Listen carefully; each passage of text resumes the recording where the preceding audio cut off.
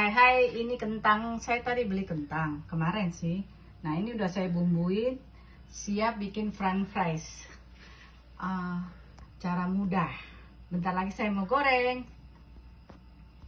Nah, ini lagi digoreng, sudah saya bumbuin. Ini gorengan kedua. Gorengan pertama saya angkat kurang lebih 5 menit. Terus biar dingin, baru saya goreng kedua. Biar kenapa? Biar crunchy. Nah, ini sudah mau jadi ya, sisa diangkat.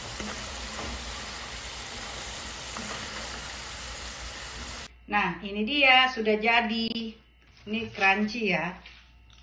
Tuh, garing tuh. Kalau suka dengan tema masak-masakan, teman-teman bisa tolong like, subscribe, komen. Nanti kalau suka, saya bisa bagi resep-resep macam-macam. Terima kasih, thank you.